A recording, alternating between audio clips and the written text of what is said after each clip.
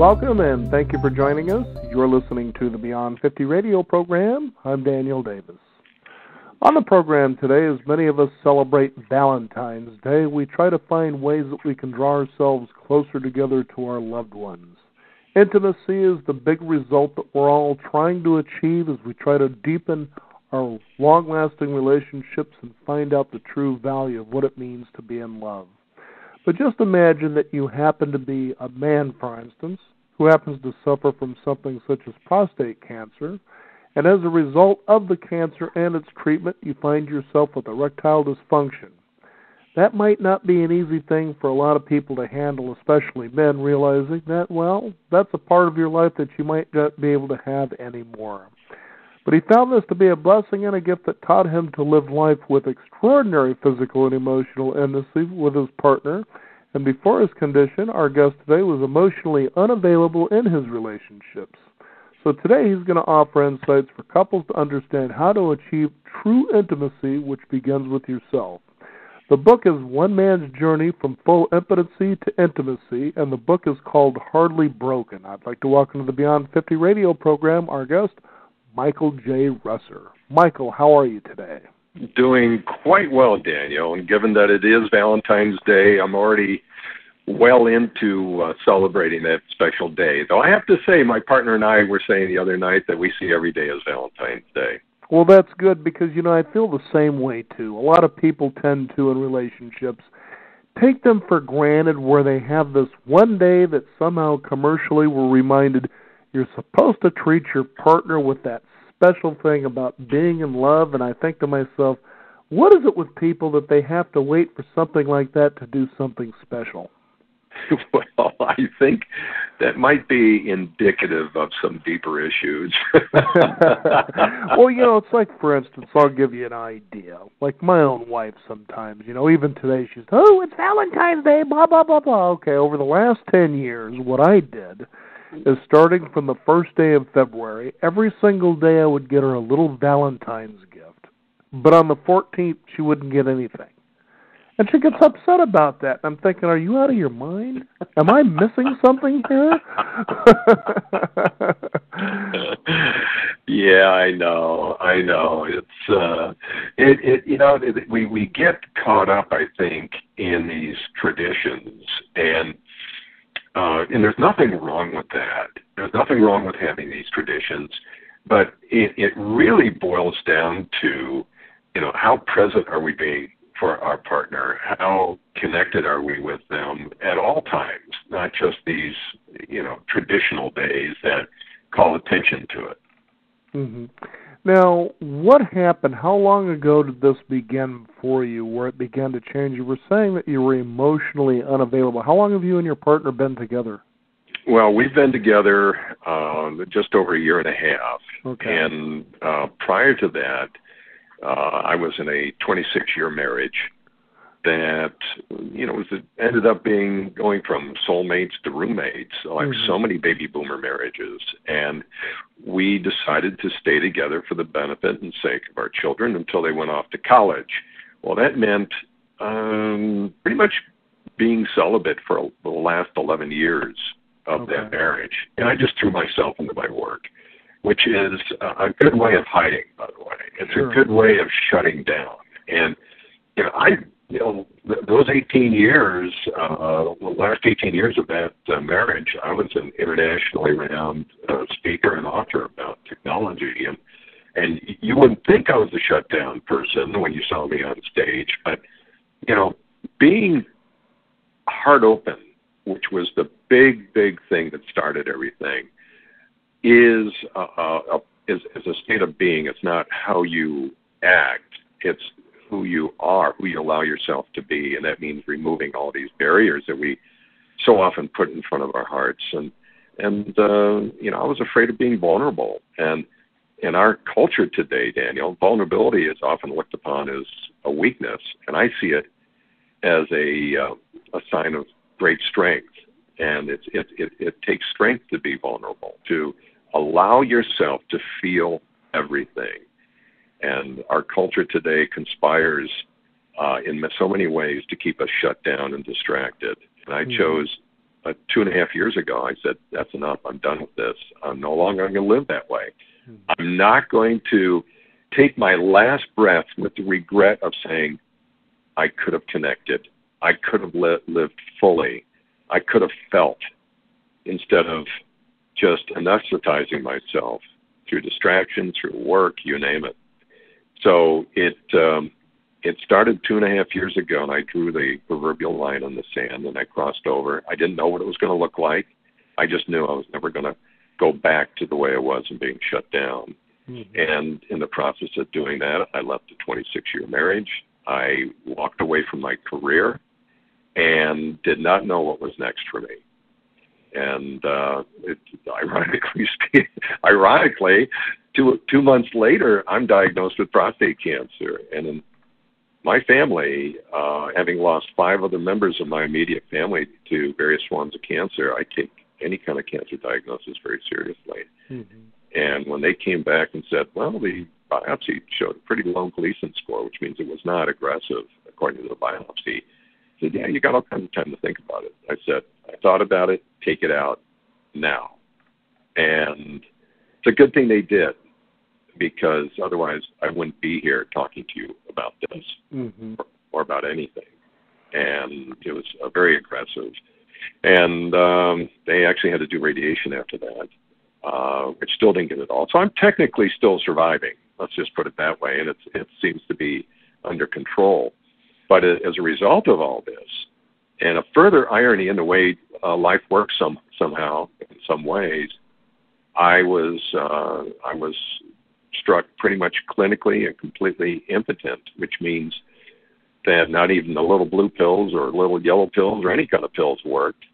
And so you can imagine my response to that. It's like, you've got to be kidding me. After being, faithful for 11 years in a basically celibate marriage, and now I'm legally and morally able to have relations with another woman, and this happens, you've got to be kidding. Mm-hmm. And this is where a lot of men go through this process. There are millions of men who are affected by this, and they're getting younger and younger all the time because of the daily stress, of modern living. And so many men equate their manhood to this. And, I went through the 4 stages of loss pretty quickly. I went through denial, anger. Didn't go into depression too much. I went more into negotiation, like, well, maybe if I do this, or maybe if I do that. Well, none of that worked. It wasn't until I actually got to the point of acceptance, accepting the isness of my situation, that opened up a doorway to such extraordinary experiences and levels of intimacy that I didn't even know was possible when things were working properly. And about a year after I pulled the trigger on everything, I met my life mate, and I honestly believe that if I hadn't taken the position of being very hard open, if we had met, which I doubt if we would have, if I hadn't been hard open, given the circumstances. But if we had met, I doubt if we would have come together. Mm-hmm. And so that was critical. And then she had never been with a man who was impotent before. And so when we had that fateful talk one Saturday afternoon, I was pointing down to my crotch and I said, sweetie, this isn't happening, and it may never happen. Mm-hmm. Are you willing to explore other ways of being intimate? And being the wonderful, beautiful person she is, she said, of course. And Daniel, what came out of that is really so beyond what most people can imagine in terms of what's possible, in terms of emotional, physical, and even spiritual intimacy. It's still hard for me to even grasp the changes and the experiences that we have. Michael, when you think about, let's say, your situation, and you consider, especially in America, and this can be considered all over the, let's say, the advertising world, for instance, we get sex paraded in front of us to such mm-hmm. a level where there's almost a measure of manhood that if you can't throw yourself against that canvas and measure up, so to speak, and that is a pun that's truly intended as well, but the fact is that that's what happens, and anything less than that, again, there's something wrong with you, and it's all over the place, and it's kind of negotiating through that identity in the first place that puts you into a real state of who you are. What was that like for you to work with? Well, yeah, that's a really good point. And this is the reason why so many men are devastated when this happens. Most of them get stuck in depression or anger when they have this kind of condition happen to them because of the very cultural wiring that we're bombarded with constantly. So based on our cultural wiring, and there's some biological wiring going on here too. I mean, we were designed to procreate the species this way, and but we've evolved beyond that to include physical intimacy as for something far greater even, I think, and that's a form of connection, a very deep connection. But I had to, I had a choice, and just as all men have a choice, you can choose to believe that cultural definition of what it means to be a man. And I am, as well as many others, are living proof that that is a false definition. Or you can choose to believe that you're a man based on how deeply you connect with your partner and how profoundly you can give her pleasure. And based on that measure, which is something I have some control over, even though the equipment doesn't work at all, I have nothing to be ashamed of. And in fact, one of the things that when I discuss this with other men, the first thing they say to me is, I sense no shame. I sense, you're so brave and all that. And, that's maybe at one point it took some courage. It doesn't anymore because it literally, I don't really care, nor does my partner if it ever comes back. And that's like, well, wait a minute. Why would you say that? Well, it's because of the way we're wired, both biologically and culturally, that literally gets in the way of what men and women want, which is deep, abiding connection. And there are such profound differences at the physical and emotional level between men and women that was not clear to me until I received the gift of my ED, that ED essentially short-circuited that wiring and allowed me to slow way down and match my partner's sexual response profile. And at the same point, by doing that, nurture our emotional intimacy to a much higher level than I think what most couples would typically experience. And as a result of that, by slowing down, matching her profile, we both now have experiences, physical and even emotional, physical, and even spiritual intimacy at levels that most normally functioning couples have a great deal of difficulty believing is even possible. I mean, we typically make love for 2 to 4 hours at a time, and her response, even though being fully postmenopausal, is astounding to say the least. There's an interesting point right there. The fact is, I don't know how many times I've seen or heard women say, that's all he ever seems to be interested in is sex, but there's not much more to it than that in the sense of frustration. And you see a lot of women connect with men, and even, i.e., homosexual men, just because they get that deep side fulfilled so much that eventually those other relationships kind of fade away. Yes, women instantly get what I talk about because when I use the term intimacy, it goes way beyond sex. And as women age and mature, the traditional form of sex in which men mostly equate intimacy with, which is either intercourse or some other form of penetrative sex, becomes less and less attractive to them. In fact, painful at times. And, and I used to be in this category. I mean, let's face it, it takes all of about 3 seconds for a fully functioning man to get excited when he sees an attractive woman. At that point, he is fully ready And he could kind of do his thing very quickly in 10 to 15 minutes, and then you get the typical grunt, final grunt, roll over and snore. And meanwhile, the woman's going, "You've got to be kidding. I'm not even warmed up yet."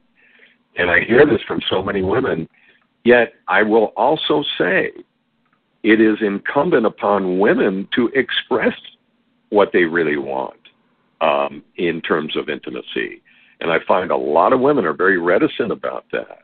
Now, my partner was not. She told me exactly what she liked and how she liked it. And as a result, now she has an experience that, far exceeds anything she even imagined was possible for herself. But I was coachable. I mean, let's face it, when the equipment's not working, you either get coached or you're going to be frustrated. Exactly. Yeah. So it is incumbent upon women to share very authentically and vulnerably what's important to them, and put it in a way that won't threaten the male, but in a way that I would say in a more positive spin, which is, honey, I just absolutely adore you. I love the times that we're together, whether in bed or out of bed, and I've been thinking. I've got some thoughts on things that would take it even to a higher level. And would you be open to exploring that with me? Now, obviously women would use their own language, and I'm kind of going off my hip here, but if you take that approach, I think men would kind of perk up a little bit and go, well, yeah, instead of feeling like, oh, I'm not performing. And that brings up another thing too. You talk about the measure of performance based on our cultural, what's impacting us culturally through advertising or whatever. And the first thing I tell couples is take the word performance and shred it. It has absolutely no business to be in the bedroom, and instead replace it with presence, being fully, completely present for your partner, in an act of goalless lovemaking that will take you to places and levels you didn't even know existed. Now, that must have been different from how things were for you before, obviously, when you were in this 18-year relationship, Yes. and there you were, everything was on your side, but then you just were unavailable. It was like, that's the interesting thing, especially when it comes to couples coming together. The man by nature is a hunter, and especially in this day and age and in this society here in America, there's the sense that there is the hunt, the conquest, that's what women are for. At least that's the message that prevails out there. You see it a lot in our teen movies. It's though losing the virginity, for instance, is one of those things that if you don't happen, there must be something less than. So even at that early age, there's a conditioning beginning to happen that really misidentifies what the role of a male really is. And I'm sure there are going to be a lot of young listeners out there, oh, blah, blah, blah, blah. Well, one day you're probably going to be in this situation, and you're going to look back and think how stupid you were for thinking that way in the first place. But that's what youth is about sometimes. I know that I remember being that age, but because for a period of time I was mostly raised by a single mother, I was taught to respect and understand women more. So for me, the connection was more of like a lot of what you're talking about. Who are you? Tell me about yourself. And that was very exciting. Versus when we finally get together and then finally the lovemaking on a physical level happens. Then it happens. It's kind of like eating the same box of cereal because nobody taught you that there's more than this. Exactly. And here you are kind of forced or thrust into that situation. Yeah, here's the thing. I think that I am absolutely convinced that even young people today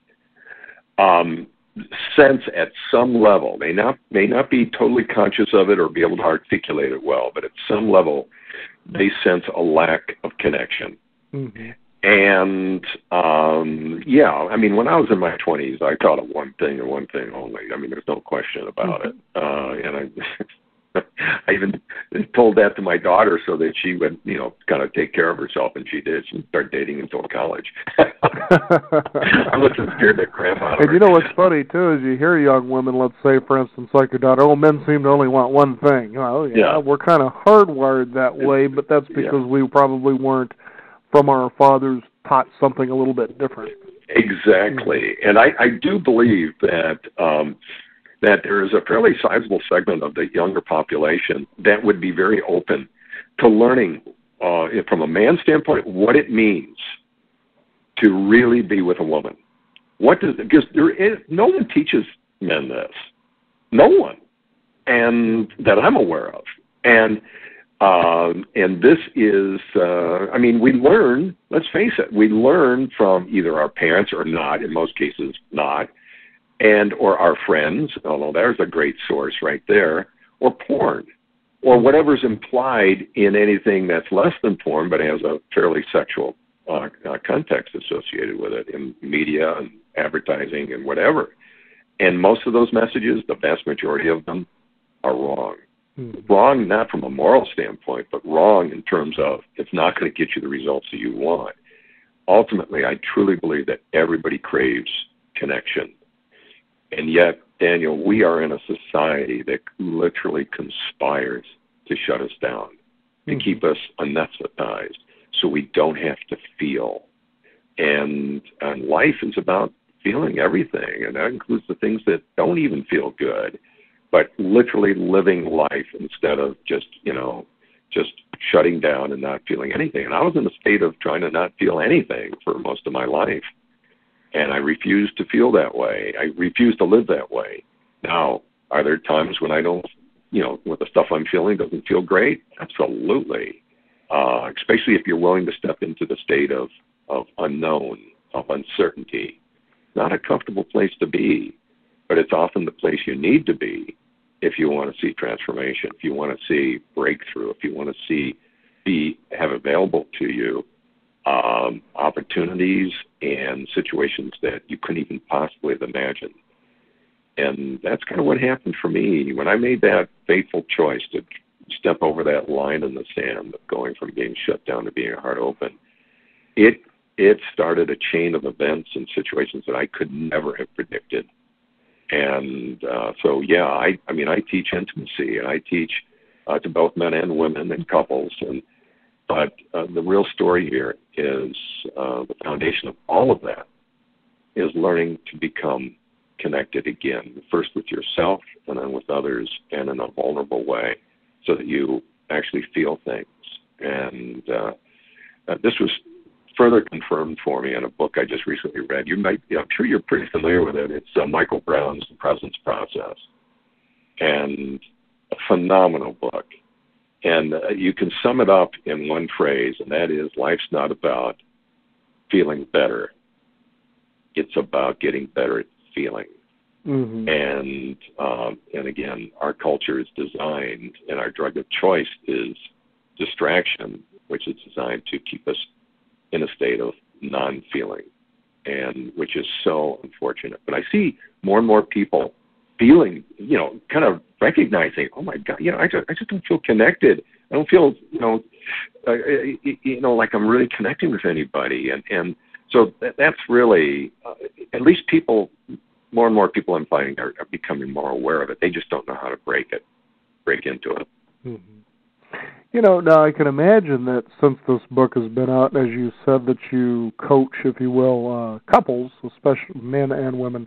What is it like for the women? What kind of response are you getting there? Oh, it's like the response I get is, thank you. Will you please tell the men what it is for us? Mm-hmm. Please. And this is they literally beg me that I do this. And women especially are just instantly get what I'm talking about. And I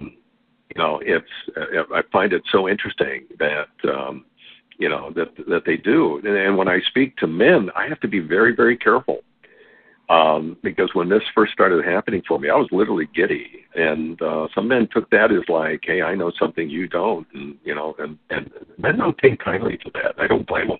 Mm-hmm. So I have since learned to approach men this way, in that I start out by saying, "Look, you can do something that I'll never be able to do again, and I honor you for that." Mm-hmm. And everything that I've been able to experience, that my partner and I can experience, is available to you too, as long as you're open to that possibility. And what I'm going to share with you may or may not resonate with you. If it does, awesome. If it doesn't, I respect that. And when I take that approach before I start sharing what I need to share, I find that men tend to be a little more open to hearing what I have to say. Because I also believe that men know deep down inside that the traditional 15 minutes roll over, grunt, and sleep kind of thing is probably not going over quite as well as they thought with their partner. And even though it feels great for them, I think there's a part of every man that knows that even though she may be moaning and indicating ecstatic joy and pleasure, there's a study done in Britain, a university study, that apparently 87% of all women moan and vocalize to literally make their man feel better and speed him up. Which doesn't surprise me, actually. No, I mean, and then as a man, when you think about that, it's like, ouch, oof, but the thing is that I think that men are coachable, and especially from their women, if the women take the step up to the challenge of really telling them right up front what it is works for them, because men and women are so different. Another thing I learned too is that my partner and I both learned this, is that we get so much pleasure and fulfillment out of giving each other pleasure that we went through this little thought experiment. And I said, well, what would you choose if you had to choose between receiving what I give you, which I'll just say that she will climax a minimum of 5 to 7 times every time we make love. So she receives a lot, right? And or just being able to give to me, what would you take? And she said, oh, easy. She said, I'd give up the orgasms. If I had to give up one or the other, I'd give that up just so I could give them to you. And I feel the same way. In fact, because I am completely flaccid when we make love, it took us 4 months for my brain to rewire to the point where I could experience climax. And now, ironically, they are far more intense and far longer than I've ever had before, because there's no off switch. My prostate's gone. So there's no ejaculation. There's no physiological indicator that, I'm done, right? And it's a pretty amazing experience. And it's quite often, too, that you hear people who especially indulge in their dreams, when they begin to achieve big goals for themselves, that you hear, this is better than sex. And I'm sure there are a lot of people that sit on the sidelines that don't know what it means to achieve those high levels of those experiences. Say, well, then you're just not doing it right. Well, there's your little insecurity right there. Yeah. So the fact that it's possible to achieve that endorphin release inside the brain, in the same way outside of sex, makes you realize, geez, it's actually possible if a man doesn't physically perform the way a man usually should, that it's just as possible by driving his woman right up the wall, if you will. Oh, it can definitely, Actually, most women prefer direct clitoral stimulation rather than intercourse, almost every day of the week. And fortunately, my partner and I both enjoy oral sex. And but I had to, there was another aspect of that. My male brain kept screaming at me saying, faster, harder. And she taught me quite the opposite. And so as a result of that, not only are her experiences beyond anything she's ever had before, but also I learned that I didn't have to stop. That when I went that way, the way she suggested, I just keep going. Literally, there was no end. And until it got to the point she's kind of almost like a sobbing mess. And, and she says, I want to do it to you. I want to do it to you. I mean, I said, sweetie, I'm not getting tired here because I'm thoroughly enjoying this. And so it's an amazing experience. And but again, I had to learn and be very conscious, be very present for her, and that's the other thing. When you're very present with each other, whether in the bedroom or not, your intuition starts generating new possibilities. You know, you talked about eating the same box of cereal, right?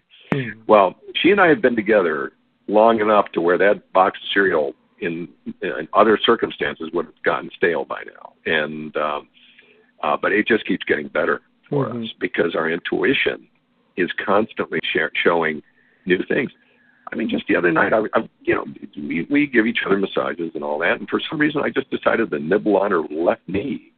Oh, my God, you think she just went right through the roof.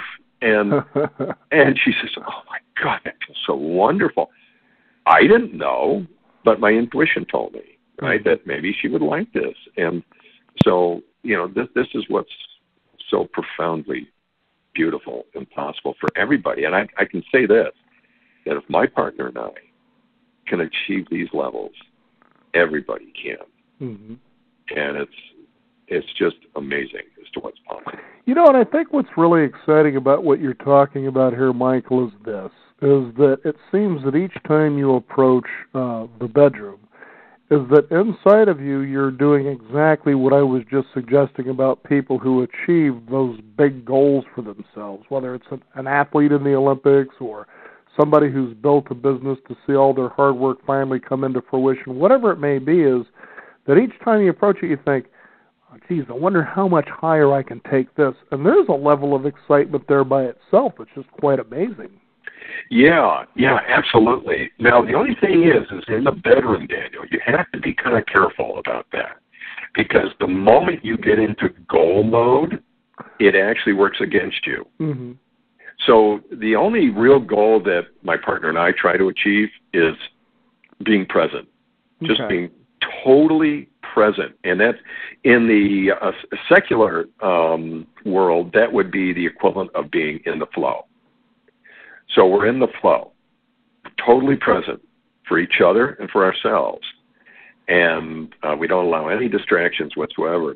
And it's kind of interesting because a lot of women also feel pressure, believe it or not. They feel pressure to climax for their man, right? The same reason they moan and make them feel good.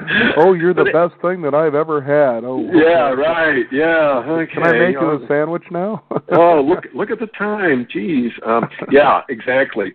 And so there are a lot of women, especially if they care about you, want to really genuinely express that. And I mean, I'll tell you right now, there's nothing that excites me more than to have my ability to bring my partner to explosive climaxes and multiple times. But it's funny because every now and then I'll notice that, and she's an entrepreneur, so it takes her a while to get present. Sometimes she's got a lot of stuff going on in her head. So I noticed one time I could tell she was getting close and then down. She'd get close again and down. She said, "Oh, honey, I'm just having a hard time." I stopped and I said, "Sweetie, don't even try. Don't even think about it. Are you enjoying what I'm doing?" "Oh my God, yes." But I just don't even think about climaxing. Don't even think about it. That's not the purpose here. The purpose here is for me to give you just my love and my pleasure. Mm-hmm. once I took that away, or that quote-unquote goal away from her, she climaxed explosively 10 seconds later. Mm. So the point is part of presence. That was a way of bringing her back to presence, is to make it goalless. And yes, you can go into it with, wonder what other things we can explore, but that kind of happens automatically when you're present. And because when you're present, something else kind of takes over, and it's not mechanical at all. It is very intuitive, very fluid, very organic, and so it does not become stale. If anything, it becomes stronger each and every time. Now, I could imagine, too, that your book, Hardly Broken, probably appeals to men who have functioning equipment, so to speak. Oh, yeah, men and women. Like, hey, man, there's finally a sex guide for men here. Not that there haven't been any of those, but in this circumstance here, what we have is an extreme case that goes a different direction. Totally different direction. Mm-hmm. And the thing is that, by the way, the book is due to come out later this year. It's not out yet. So, if they go to the book site, hardlybroken.com, they can receive excerpts from in form of intimacy tips that they get that, over, one a week kind of thing. But to answer your question, yes, it's really not only for couples, men and couples who are affected by ED and for whatever reason, and there's lots of reasons for that happening. There's millions and millions of couples just in this country alone, but also for what I call the impotence of disconnect that happens in so many relationships. I mean, my former marriage, I was totally impotent in the sense of, well, we both were, in the sense that we had a total disconnect. And that is a form of non-functioning, if you want to look at it that way, metaphorically speaking. And so it's for them as well. And then there are derivatives of that work that can also go into being a kind of a training platform for men who are, maybe not in relationship now, but want to prepare for when they do, find that right woman, to learn to be with her in a way that will, as I like to say, not only be able to enable them to connect far more deeply than they thought perhaps possible, but also in a way that will truly release the tigress for him, and she will be able to celebrate her own sense of sensuality at a level that she probably never thought was possible either. Well, Michael, very exciting stuff here. Again, give out that website where people can find out more about this. Yes, it's called Hardly Broken, and it's hardlybroken.com. And they can go there and they can register for the free intimacy tips. It'll start come as soon as they register for it. They get one a week. And the book should be out later this year. Well, when that happens, we'll have to be sure to reconnect so we can find out more about this and share some deeper, juicier stuff with our listeners. You bet. Michael, thank you so much for joining us here on the Beyond 50 radio program. My pleasure. Thank you, Daniel. Thank you. Have a good day. Happy Valentine's Day. And happy Valentine's Day to you, the listeners out there. Be sure to connect with intimacy instead of just passing off that box of chocolates, the dozen roses, and the dinner, and then going about your day the next day as none of that ever happened. Find out how you can make deeper connections more. Also, be sure to connect on our website of beyond50radio.com. That is the number 50. We have our exclusive listener updates. Be sure to sign up for those as well. I'm Daniel Davis. Thank you for tuning in. This is the Beyond 50 radio program, and remember, live your day past